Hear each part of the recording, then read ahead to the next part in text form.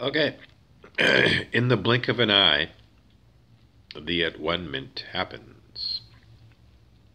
Frequency hertz, when I'm talking about the scale of human consciousness, that's what we mean when someone's of higher vibration. Higher vibration would be the equivalent of being higher on the scale of human consciousness. Hertz was a famous car rental company.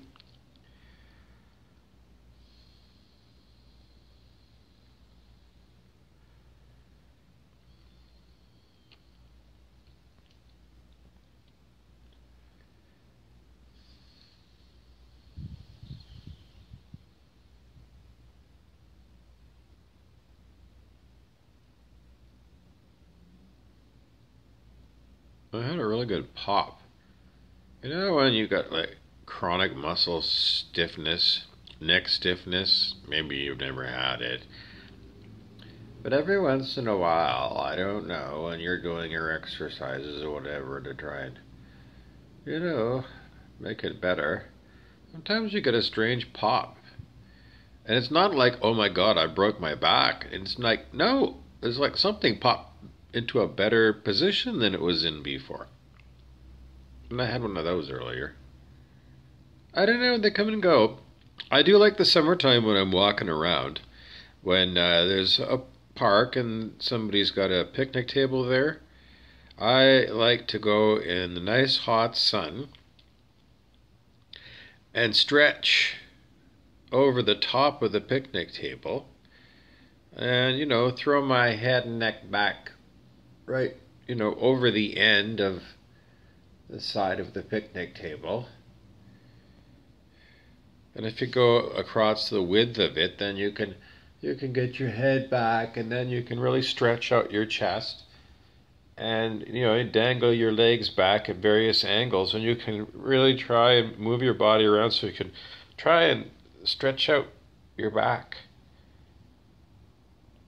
in so many different ways. And then I just seem to have it, back in my shoulder blades and above my shoulder blades. What is this, traps or something? It's just like, so I have to work on that every day because it just gets all bound up, which is binding spells, binding me, and they seem to bind me right there.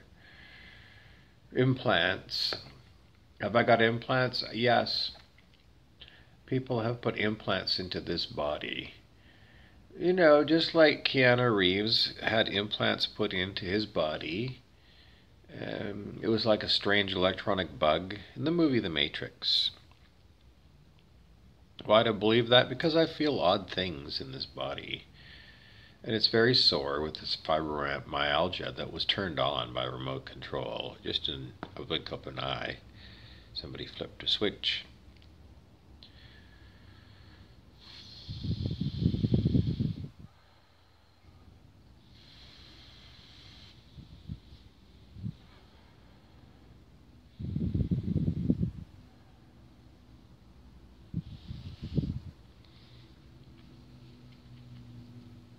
So we're having a little lull in the action.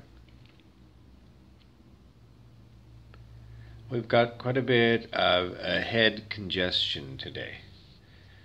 Well, because people are head cases again today. Ego Games. So the two books are Games People Play by Robert Duropp. Ego Games is what he talks about. And he talks about the only game that's worth playing. And that's what he calls the master game. And that would be the game we would call moksha, or enlightenment.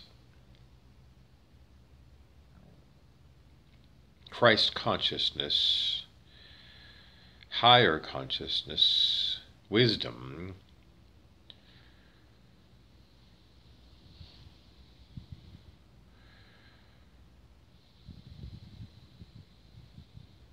Affection for beauty.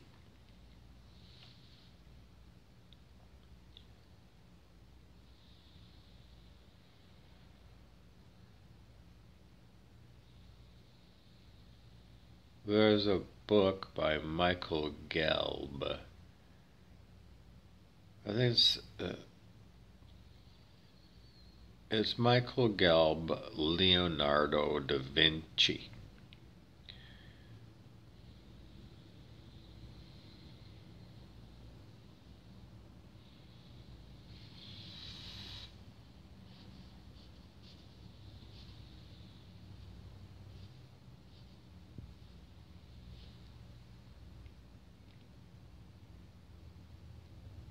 How to think like Leonardo da Vinci. How to be Leonardo da Vinci.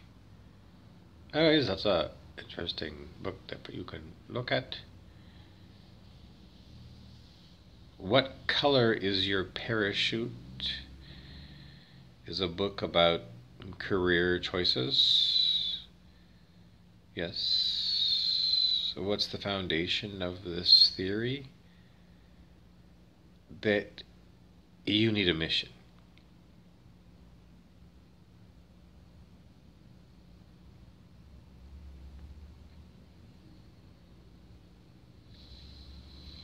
And from the mission that you choose flows the career choices that are right for you. How do you choose your mission?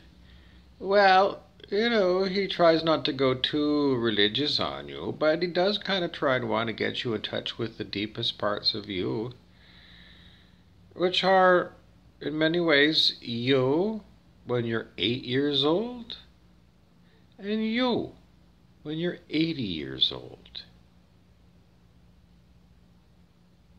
And making sure that you do everything in between those years that makes you proud of yourself. When you're 8 and when you're 80, that you were proud of yourself for those 72 years when you were on mission to planet Earth.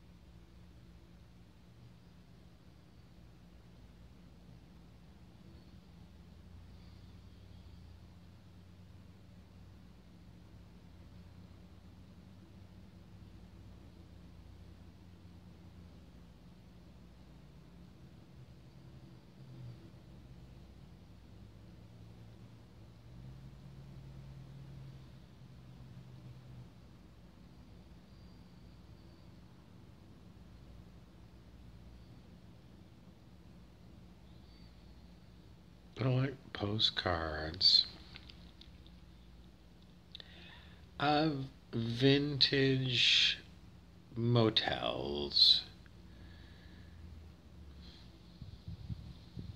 Does it give you the feeling that you go and look at the postcard and the postcard brings you back to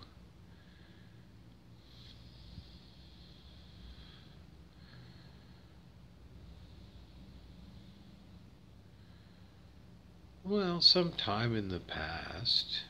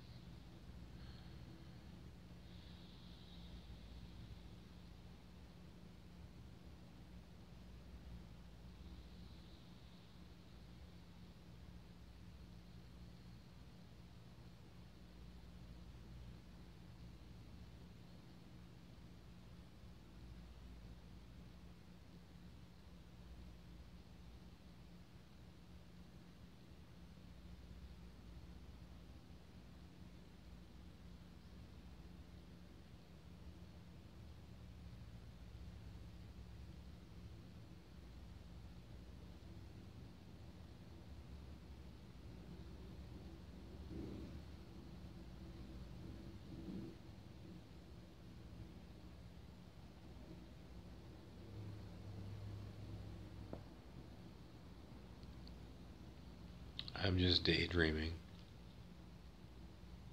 Like, that's what I'm daydreaming about.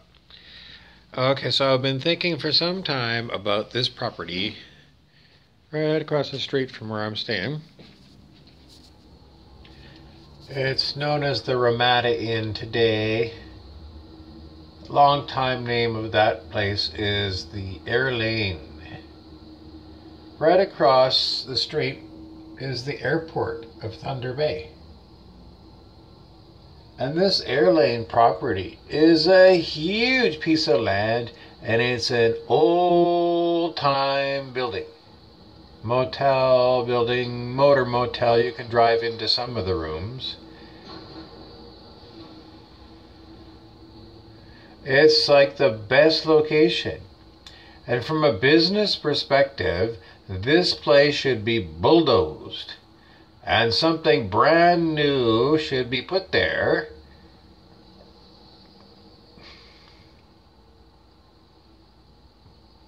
Because the property is... we could get more revenue out of it. We could get more rooms in there. We could get I don't know, we could definitely remove all of the stigma of it being old and tired and run down.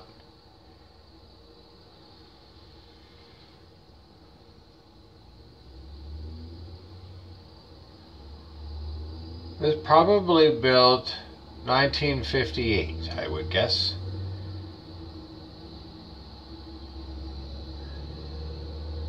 So, modern day, 2022, I don't know, I used to work for companies that had properties, and, that would be our recommendation a long time ago, would have been to raze and rebuild, R-A-Z-E, in other words, bulldoze it. And rebuild it from scratch, because it's clearly not up to the standard of something that should be across the street from a major airport. Like the Thunder Bay Airport is one of the busiest airports in Ontario province.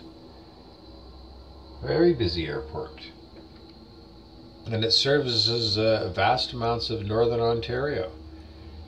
So, this hotel was really a prime hotel in 1958.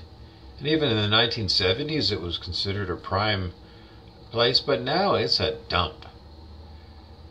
So, for the purposes of modernization, now the other thing that needs to happen in Thunder Bay is overhead wires along the sides of roads are butt ugly. And they need to go to a new technology that doesn't have to have all of this above ground ugly.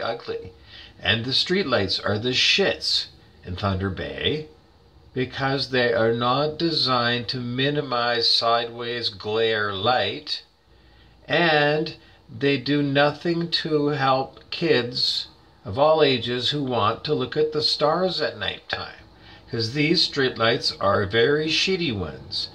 I'm told there are better streetlights that focus the light directly straight down and do not send it to the side and don't affect people's views of the stars at night. Why don't we go for better? I don't know.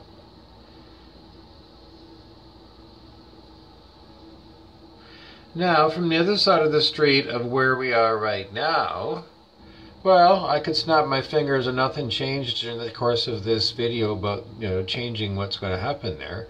So now instead we're looking at a vintage postcard of essentially what is a motor motel from 1958 that's still here. But a very busy location.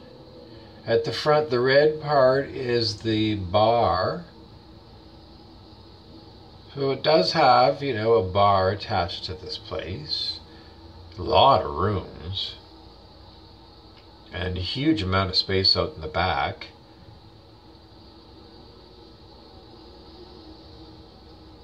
Banquet area, for sure. Always was used for weddings and things. Corporate entertaining. So, all of these things could be used for somebody who wants to shoot a movie, because it's a classic 1958 airport hotel, motor motel. It doesn't get any better than that because it's in great shape. It's been kept up. It's still an operating hotel, and it's been kept up. It's still the original bones of that dumpy look from 1958, but it's modern. The air conditioning all works in all the rooms. All of the beds have been replaced over the years. The carpets have been changed out over the years. So, and even the front lobby has been redone, and it's really nicely done. So for somebody that wanted to have a murder mystery or something, well, there's a place you could stay. But you got to know that Thunder Bay, there's a shortage of good hotels in Thunder Bay. And they're building a new little hotel just over there. And it looks like the airport's got some property that's right next to the Valhalla Inn that could be sectioned off, and another hotel could be put right over there. And if the airlane here was redone, there's a Comfort Inn there. I mean, we could definitely use some more stuff around here. So anybody that wants to invest, it seems to be one of the growing areas is accommodation. If you're from the USA, what are the advantages of having a property in Thunder Bay? You have a place to get away from the hot. Because summers in Thunder Bay are very comfortable and fun. You could, you can play baseball in Thunder Bay in the summertime. It's very comfortable. You don't get too sweaty. You don't, not the same way as you would if you're in Texas. So it's way more easy to play because it's just not as hot and humid. And in the wintertime, we do have ski hills here. They're not the same thing as the Rocky Mountains, but,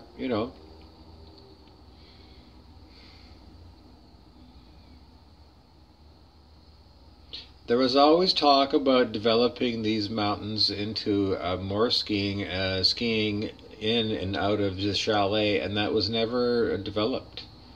I don't know, it just fell off the table. And Thunder Bay still has the remnants of an enormous ski jump at Big Thunder that was Olympic quality. And then the government shut it down, and I don't know, I think the standards might have changed on the ski hills anyway. Maybe they need to go and redevelop that thing. I don't know, I mean, if they got $500 million to give to Imperial Oil for COVID, then, why can't they spend $500 million on, some of these projects? Well, I don't know. At one time, the government of Canada had Petro-Canada. They bought a lot of Texaco assets, Texaco in Canada, and they turned it into the government of Canada their foothold into the oil industry on behalf of all Canadians. And maybe that idea needs to be resurrected. Crown corporations that are in charge of, things like being an honest broker competition to the foreigners who come and buy up properties in Canada.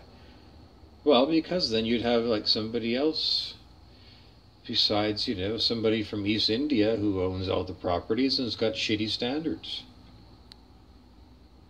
If the government of Canada had crown corporations, they could have several different brands. It just would be, because they always said in the past Canada had a mixed economy, and that included government-owned businesses.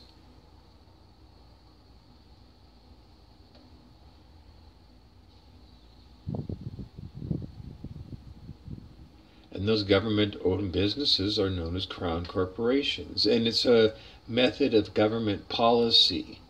So what's good for the country might be corporate interests doing certain things, and the government says, well, we want to have direct control over these corporate interests in our own way on behalf of our own Canadian government policy. So the idea that's propagated quite often that government shouldn't be in the business of competing with private business, that was not government policy of Canada for a long time. For a long time, the Crown wanted to have businesses there to develop the country, including the railway. The government owned the railway company because they wanted the railway, because the Queen, in essence, the Queen's Council wanted Canada developed as a colony, fully built out.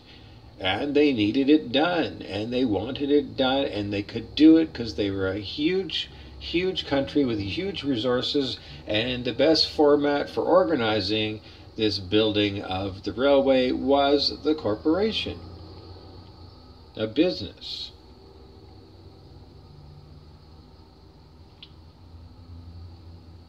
So I think we do need to revive the idea of government owning businesses that do compete with private businesses to keep the private businesses honest, and to actually look to see, well, if they make things unaffordable except for people who are one percenters, then the government needs to own golf courses and have them at 25 cents for little kids to play golf, or nothing at all.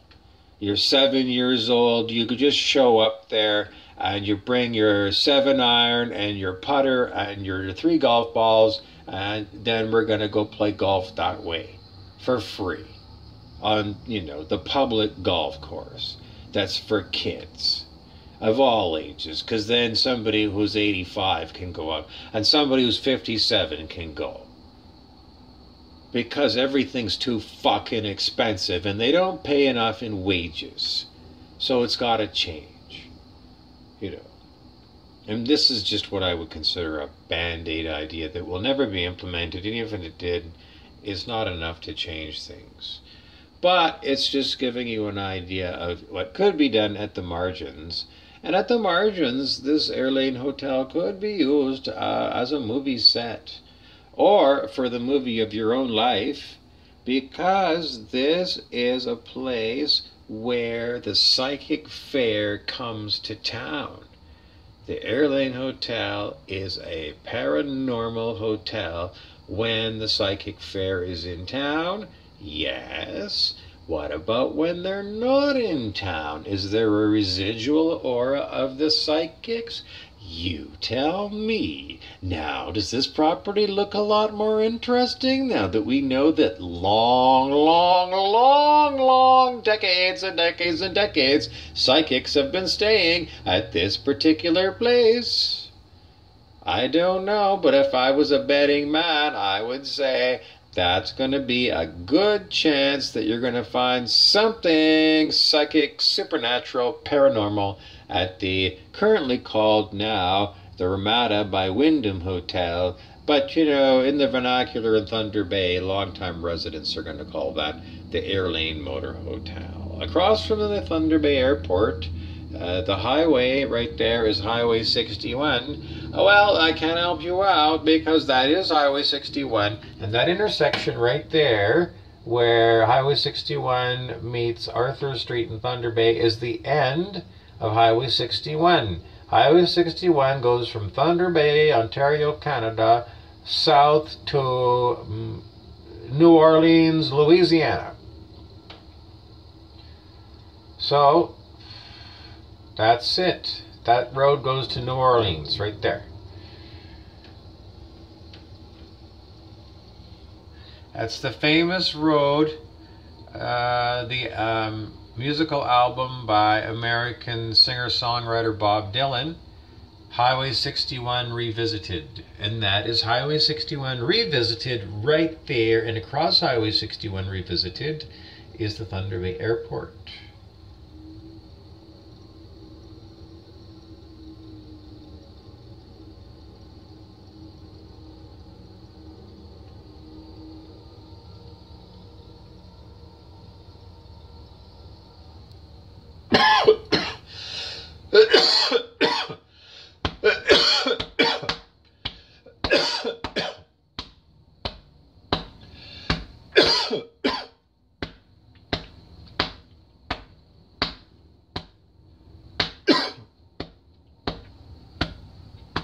Don't mind me, that's just some throat chakra clearing. That's normal these days, to have like coughing. Yeah, I would say you should expect it once in a while. It's clearing of old energies. I just thumped my my chest. You know, just thumping it. Helps reset you back to normal.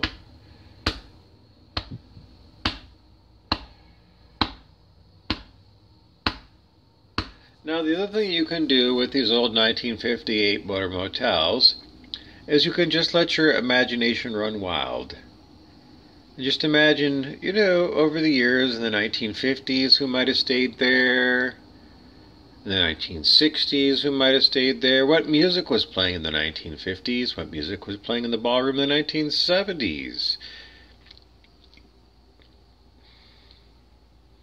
In 1999, did they play Prince's song, 1999?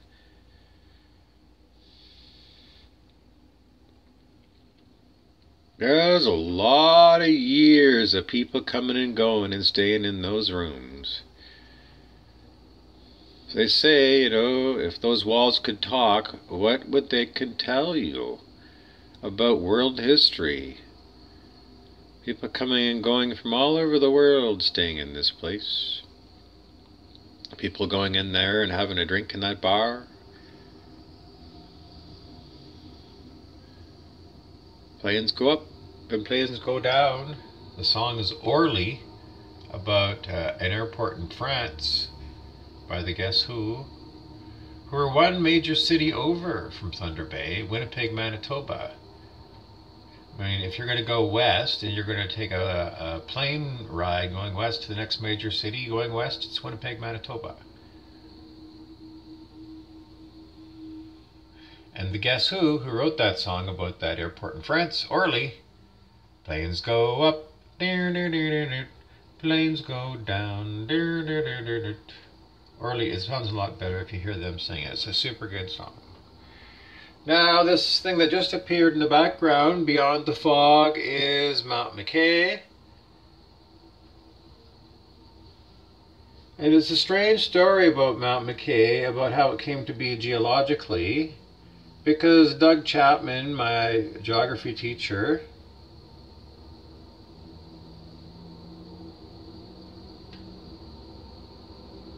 or was it Bert Bowman, my geography teacher? Well, from Churchill High School. One of the two of them said that this was an erosional feature, Mount McKay. When asked, you know, the nature of the mountainous nature of it. And it was left at that because we were told that this area is glaciated. And indeed, if you do fly into Thunder Bay, and you fly and you come in over Lake Superior from the Toronto direction, you fly over an island that belongs to the state of the Michigan, Isle Royal, and Isle Royal Island is undeveloped, and you can see, with your imagination, how glaciers could have scraped along the bottom of Lake Superior to make enormous ruts. You know, it just does look like it was scraped. Just you can see the direction that glaciers would push in it. You could see it from the sky when you fly over. It's quite something.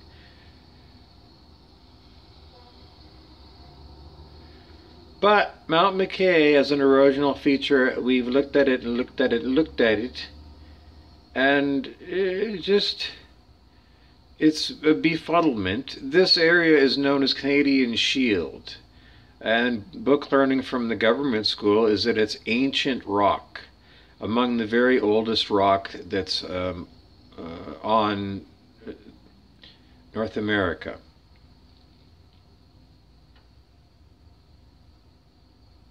But this erosional feature would be something due to glaciation, which would have happened approximately 10,000 years ago, according to Canadian government book learning. And we still have a hard time looking at it, understanding the rock hardness that would have allowed enormous sheets of ice to leave that as erosional feature. The rock is told to us as being shale rock,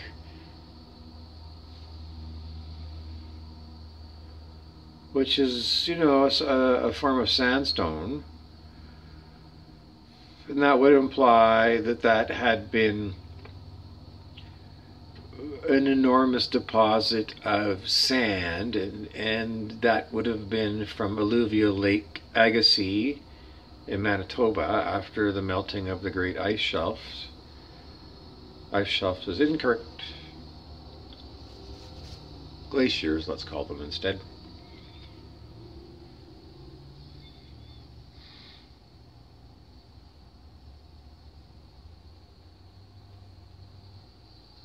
And that, well, it's a puzzlement where you would get so much sand on top of, well, it's just, then there's just too many millions of years between the time that they say the Canadian Shield was laid down and now to say that nothing could possibly have happened, because they said Pangea was once what all the continents are all now separated out into. So there's unbelievable amounts of time. So you kind of lose your ability to even probe into when you're told by geography teachers that's an erosional feature. So it becomes sort of kind of left on the table as there's insufficient information. I want to know, though, and if that was like laid down as sandstone, then something did scrape it, and what kept that part of the sandstone from being eroded? Why was that look like, the way it does? And then we have this enormous plain area where it's all flat, and surrounding are these Nor'Wester Mountains. That's what they call them.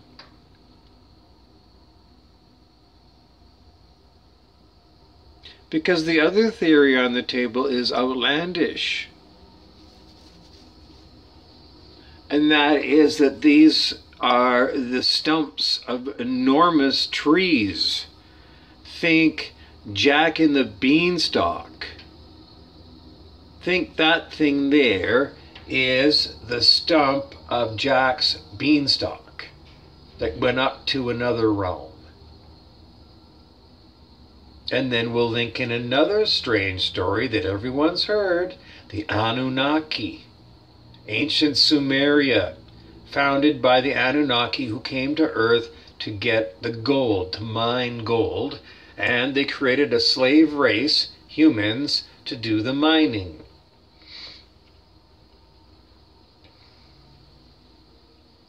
And while they were here, they went around and they took all the natural resources.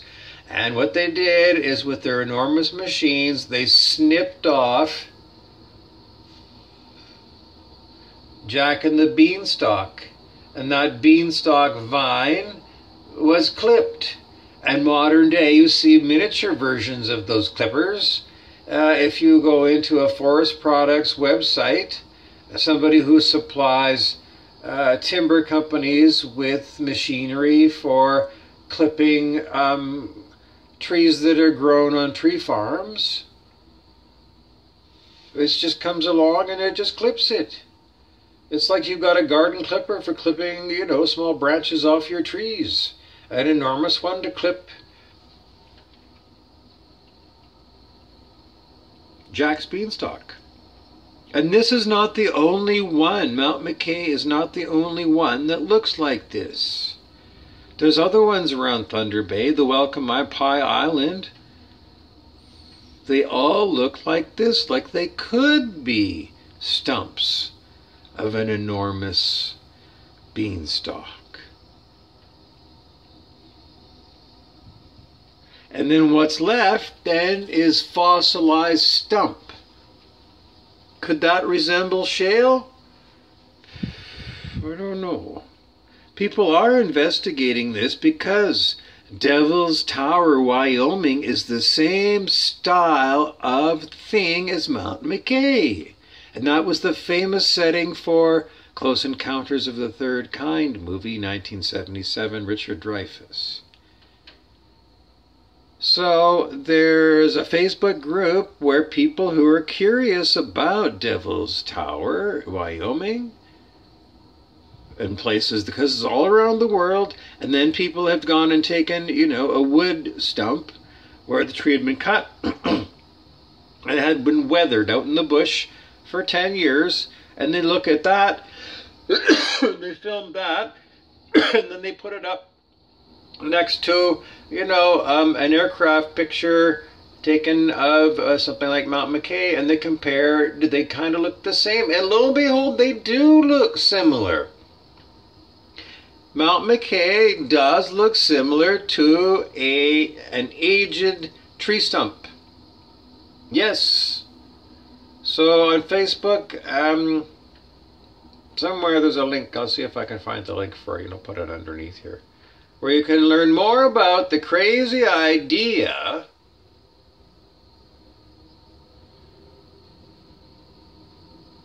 and then it becomes more in the idea, well, I don't know, it's not fair if that was really true. I mean, the little kid in you is going to say, well, the adult in me would never believe that's true. But, but it's Stewie and Family Guy's going to look at it and he's going to say, well, can we bring it back to life? Jack's Beanstalk? And the answer is categorically, let's try. How are we going to do that? We've got to use magic. How do we do that? We have to manifest things via Abraham Hicks, who are on YouTube and teach us the law of attraction, law of vibration. And pretty much what we would need to do then is find a higher dimensional world where that tree was never cut down in the first place. And that might be a fifth dimensional earth heaven, which is what I've been all about getting you all interested in doing. Because aren't you bored of the same old Groundhog Day, humdrum, TikTok kind of life? And aren't you looking for Merlin the Magician? And, in the end... Hi. I'm the Warlock. Remember me? I'm the Bishop. Yep.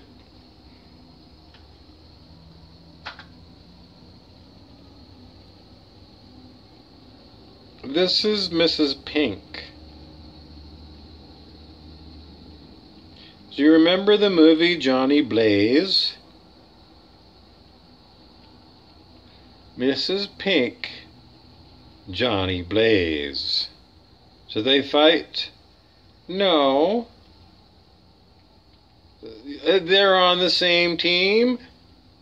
We're waiting to find out. In the past, this character was known as Edith Prim. prim and proper, Edith of the Prim, and we were told by Stephen King that the Prim is, some of his strange words in the Dark Tower series. Well, Edith Prim was from the Prim, and she, I don't know, then there's other things called Toadash demons that you have got to worry about if you go between worlds through the portals, because they seem to live between worlds somehow. Anyways, Edith of the Prim was in a battle, and we think she's dead. Are we 100% no? How can you ever be sure that Voldemort is dead when they showed you that he wasn't dead, that he was, having a sleep in Gandalf's place where Harry Potter went, where he was supposed to be dead? Anyways, most people think that she's now not a demon anymore. Most people think she's become an angel. Instead of being Edith Prim, she's known as Mrs. Pink. And we have felt Mrs. Pink's energy before, and it is not rotten energy at all. Mrs. Pink's energy is like, I don't know. It's better than a pink blanket. There's nothing hostile about it. It's not offensive at all. And it's not creepy and no, it's not. The Mrs. Pink, if that's what we're going to call that energy, it is nothing like the former Edith Prim, the devil, who was a character creation of Ede the Rat. And Ede the Rat died because Ede the Rat became the character Edith Prim, who we think died. Well, and we're going to say died, as far as we know. And then what happened was Ede the Rat respawned. So now we've got Ede the Rat 2. And we knew it because when Ede the Rat 2 first came on the scene, it wasn't exactly the same as the original Ede the Rat. But now it's become identical to the original Ede the Rat. It's assumed that character fully.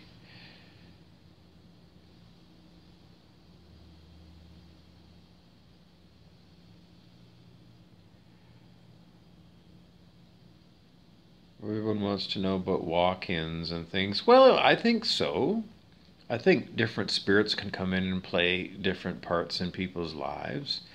In The Young and the Restless, I don't know, 1984, 1985, 1986, maybe around those years, there was one of the characters, and she had, quite a following, because she had bright red lipstick and big boobs, and she loved to fight with Catherine Chancellor, the old battle axe. Catherine Chancellor is the mother of Anderson Cooper. So, I don't know, it was just, and she was just a fantastic character. Catherine Chancellor. Oh, well, we'd tune in to see the old lady. She was rich, and she was a bitch. But she was an interesting old lady to watch. She was interesting. She was interesting, and she was interesting. And there was no one more interesting than watching Catherine Chancellor and her foil.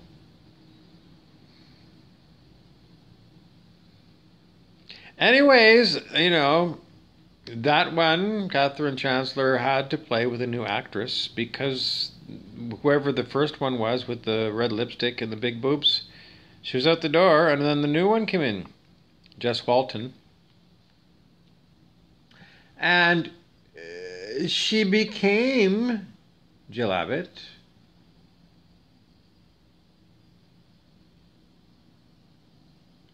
But the character was never the same. Yes, it was the same person, and she interacted as if. But it went from, the first one was, she came from Mel's Cafe, and she was one of those waitresses on that TV show Alice.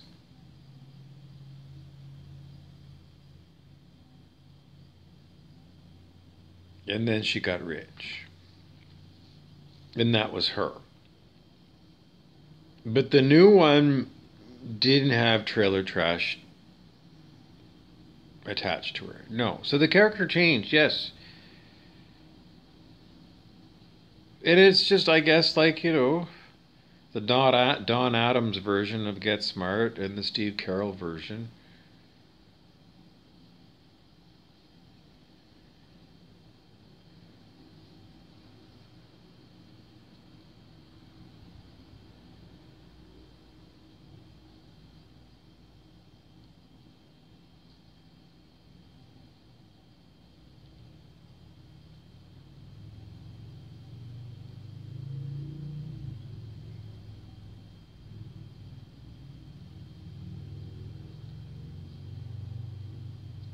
Will the real Slim Shady please stand up?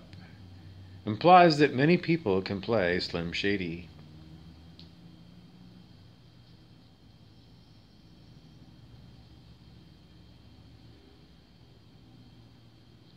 Is Marshall Mathers the only one who could play it authentically? No. No, everyone's going to say yes. And I'm not being contrary. It's just that Sananda, the Ascended Master, I saw channeled through Jerry Lynch. And now Sananda comes through me with the same voice. It's the same voice to my ear.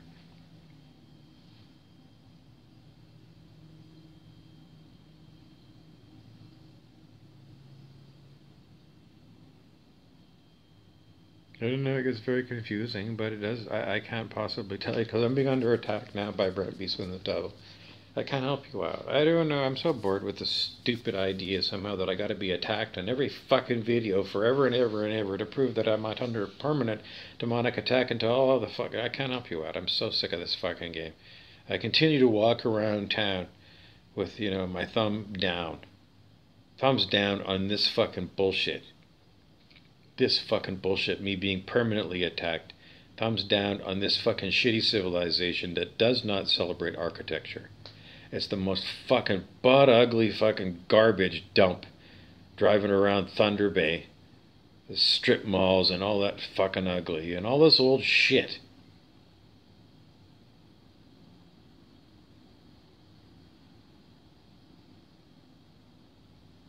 Human beings should live in quality circumstances. They should be living in places with architecture that uplifts the soul. Because consciousness researcher David R. Hawkins says that beautiful works of art and beautiful pieces of architecture and beautiful cathedrals that you walk into, like the Sistine Chapel, actually raise your consciousness. So we should build more places that uplift us. And we should be watching way less vicious, violent shit that lowers our consciousness and turns us into animals. And we should ban meat.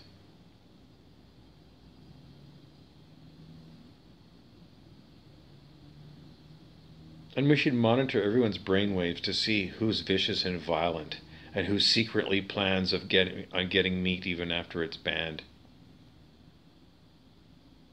And out those people and put them in the stocks like they did in the Middle Ages.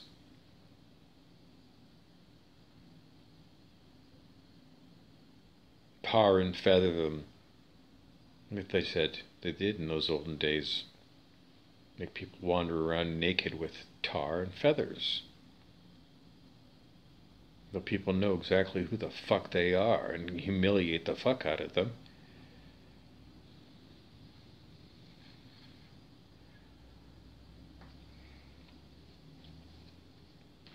Anyways,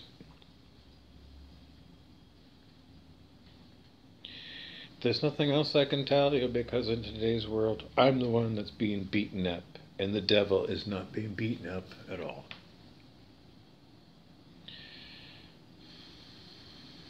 That's why I go around like this, because as long as the devil's alive, I don't like this reality.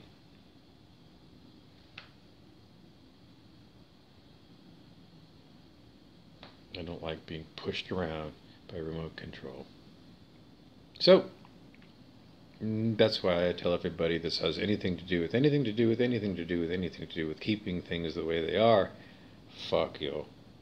Everything's going to change, and everything will change. And either you're part of the change or you're anti-change. And if you're anti-change, then Uncle Tungsten was the semi-metal thing that was used for stovetop burners for such a long time. And it's built upon the idea that passing electricity through it creates a lot of heat. And those people that are acting as resistance to me are going to get very hot. And then they're going to burst into flame. And then they're going to wonder if they're ever going to be able to put themselves out because of spontaneous human combustion. And people who are getting too fucking hot. And people who think it's funny, to think it's cute, to do this fucking evil shit. Anyways, everyone knows.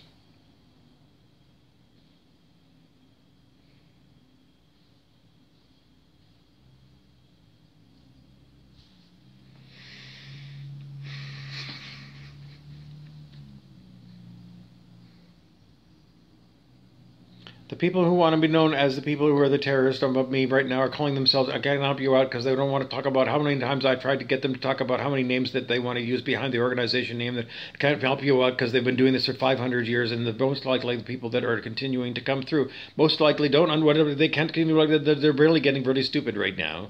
The Buddhafars are trying to get them to talk about anything that's on their mind, where they're from and how they're from. Not that they can't answer a question because they're too stupid.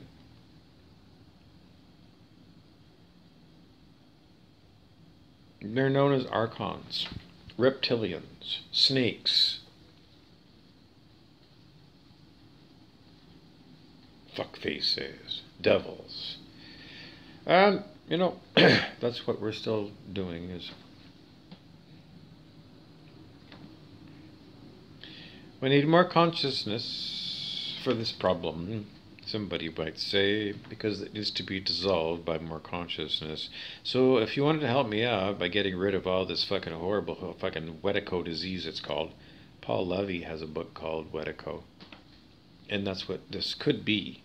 It could be the pain body of Eckhart Tolle, or it could just be people who just are just a different species altogether called reptilian devils.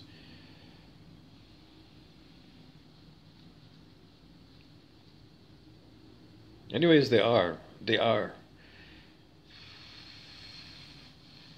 vicious, violent, horrid things that just won't go away. But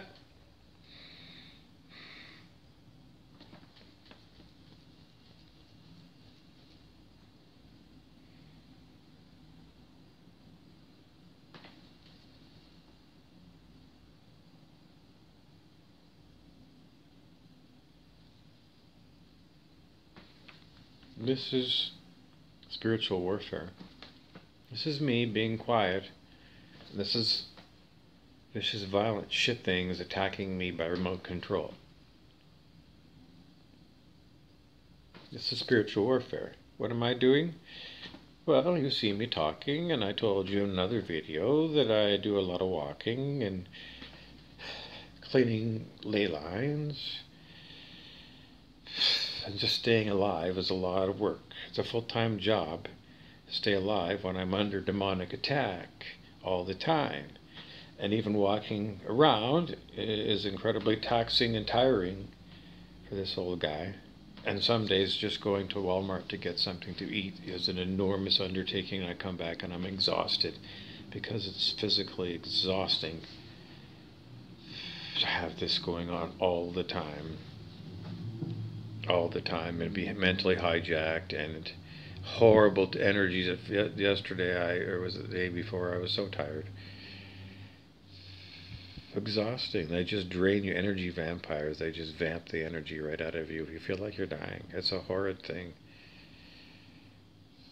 Horrid thing.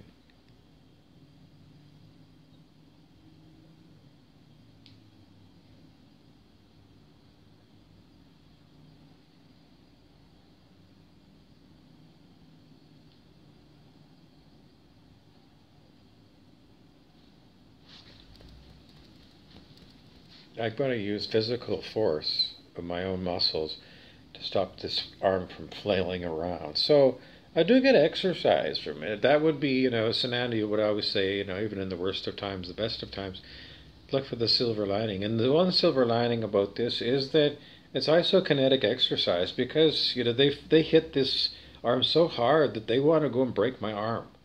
So I've got to use my muscles to stop my arm from, breaking. That's what it is. There's a lot of that. So I get muscle exercise from this unwanted attack on me. What is about me living through all these electronic attacks? Does it make my body stronger? To have experienced so many, like this is a choking attack coming on and feels like they're choking there. I don't know. It's a horror what they're doing to my physicality with this electronic stuff. Does my body adapt to it? Is it getting stronger, or their stuff getting weaker? The answer for everybody is they're losing their ability to get rid of all of the stuff that's going on because more and more people are becoming more and more conscious. And as more and more people become more conscious, then it becomes easier for other people to wake up as well. And the more you wake up, the more you see, and the more you see, the more you know, and the more you know, the more you come to the same conclusion that there is a process going on of exposing all the darkness and cleaning it out.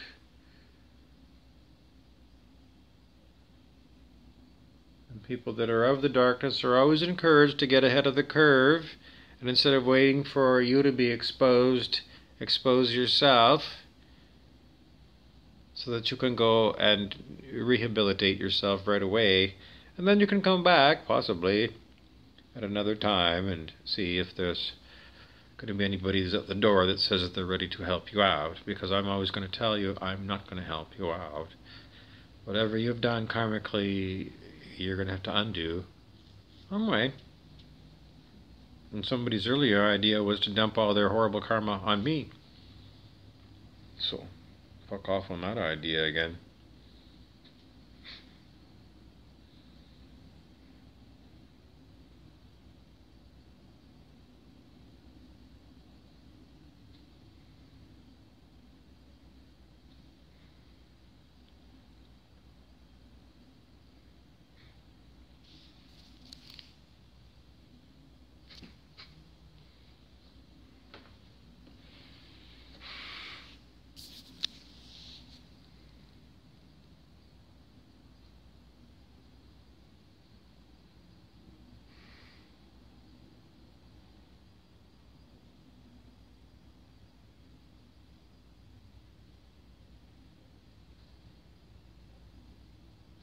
That's all day long, this kind of shit, spiritual warfare. So, just so you know, from the back of my hand to the back of anybody else's hand, nobody else is any further away than, right here. Everybody is right here.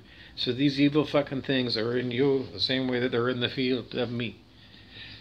Where'd they come from? Fucking find. Well, where they're going to hell. Where's hell? The burning, the great burning. Because that's what the intention is, and that's what the intention is, and that's what the prayer of the Lord's Prayer was. To make everything on earth the same as it is in heaven. So we're bringing heaven to earth, which means the devil's got to go. And anybody that's a devil is going to burn forever in the lake of fire. So that's what's going on, is Armageddon.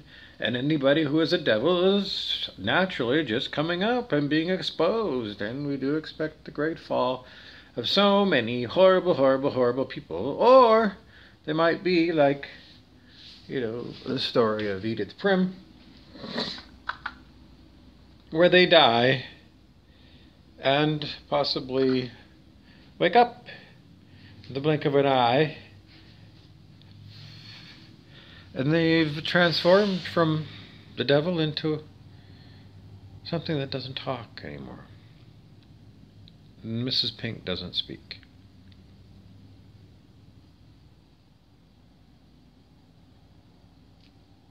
The devils always want me to talk as if I was Mrs. Pink for them. You know, as if she's a doll. And I don't really, she doesn't like me to do that. Because she doesn't want it to talk. Because she'd rather have silence. Because she talked and talked the way the devils do. And now she specifically desires not to talk anymore. Because she has nothing else to say. She's not able to tell you if she's going to be like Johnny Blaze. When she came, she actually was an angel for the devil, Clancy Wiggum thing. Clancy said she's my angel, and some of the other ones too, that are nasty devils said. Because the inner child, Clancy Wiggum thing has got strange multiple personality disasters, and some of them are childlike and want to have a mama. But they're strange because that same child that wants to have a mama one moment will turn around and bite the mama and want to bite the mama and eat the mama. I don't know. They're strange reptilian things. I don't know. Anyways, this is the unfriendly part about it, because the devils are 100% evil. It's no joke. You know, sometimes I'm allowed to have a little bit of a joke, but you know, it's no fun. It's beyond tiring, and you know, it feels like, I don't know, now it feels like in my jaw it's like the dentist has been doing drilling or something. I don't know. It's a horror what they do. All will be revealed, and everyone will come to the same conclusion. You know.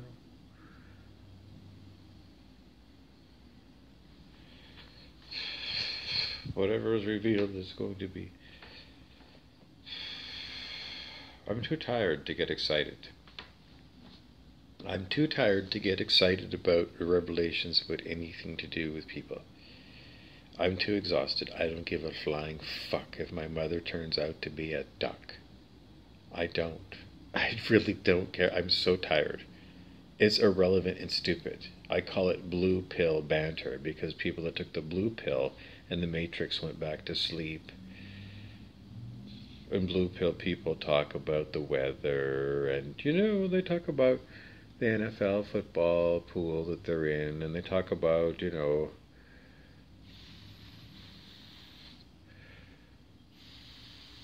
the usual things, the consumer purchases that they're considering, and you know, I don't know.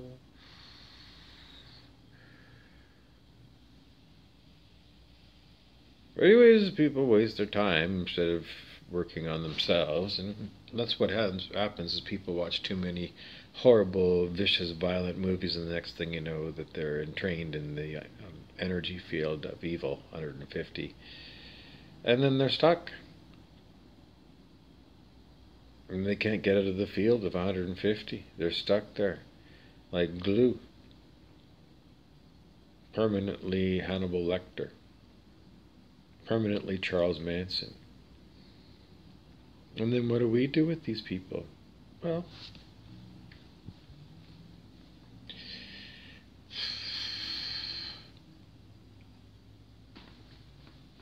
that's what I do. That's all I can do. All day long. No, I just go like this, thumbs down on this reality. Thumbs down to everybody who's manifesting this shit heap. Everybody who's actively manifesting in 3D world.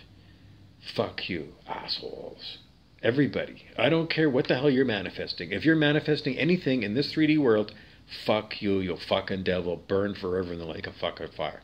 If I'm not manifesting anything, I let go of control, and I'm not putting out any intentions whatsoever. I'm the silent witness.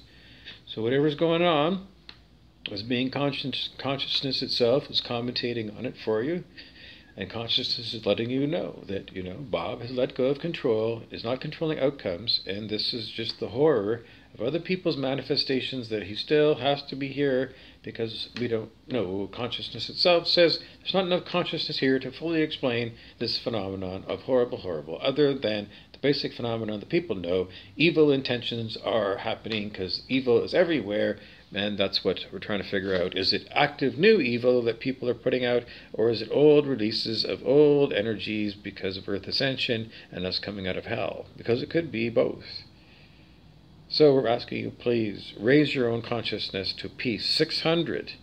And at peace. Be at peace, not as a dead person, but as an alive person. A person with a quiet mind who is not manifesting desires on this plane.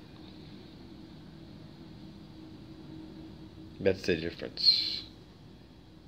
You not choosing to manifest anything. Being like Bruce Lee, being like water. Because we're supposed to stop manifesting shit in here so it can calm it all down. So we can have a better, quieter place without everybody's demands. Me, mine. That's my fucking piece of property. Get the fuck off my fucking beach. All this fucking evil about it's mine, private fucking property, mine. But if you manifest your own fucking reality and you still got to use money, then you got this mixed economy that is like a fucking nightmare, isn't it? It's a fucking nightmare when you manifest your treasure chest of money that you go off to Jamaica with and pretend you're a pirate or fucking thing, and there's people that are homeless because you got to do all this fucking shit like buy up all the housing with your manifested fucking money. And then other people got to do real jobs in the 3D, and they pay $20 an hour, and they can't afford the cheapest fucking house in Thunder Bay. 2 fucking thumbs down on you, Jason the fuck Mallon, you fucking asshole. It's my brother-in-law. Fuck face asshole. Because that's your fucking fault, you fucking realtors. And you fucking bankers make Mike fucking Bakes, my other fucking brother-in-law and a half. Fuck face things. Because you bought into this fucking thing instead of thinking about it. Because you never think, because both of you are got shit for brains. Fuck faces. Go fuck yourselves. Both of you guys are assholes. Biggest fucking assholes. And no wonder. Because you married the 2 big fucking asshole Burroughs is.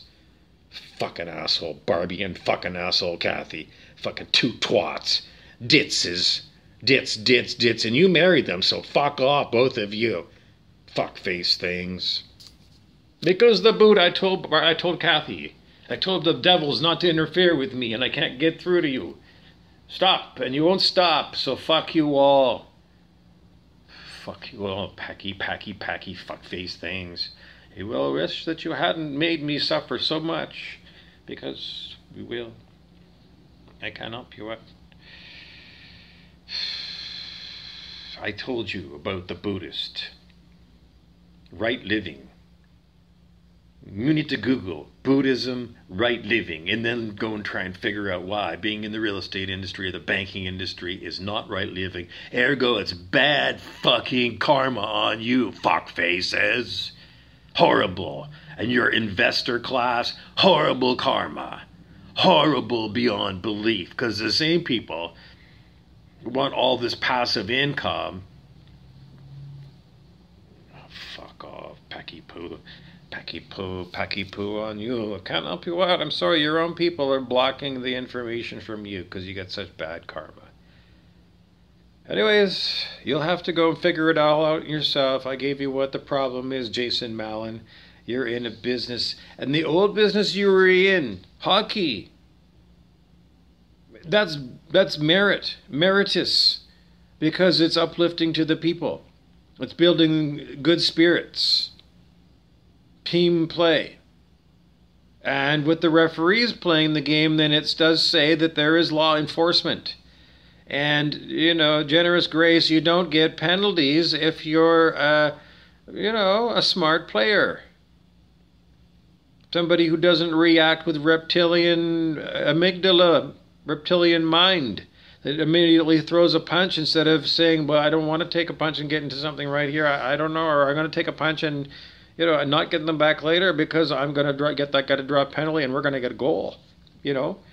Seriously, fuck off with this fucking attack, you fuckface things. Because every time you attack the collective. So if you're in this fucking shitty new business that keeps people homeless or under, blah, blah, blah, blah, blah, blah, blah, blah, that is bad karma, period. And I guess that just means that you're too fucking stupid to understand any great theory behind it now, fuckfaces, because that's all I get is the lowest common denominator for me is always going to be no.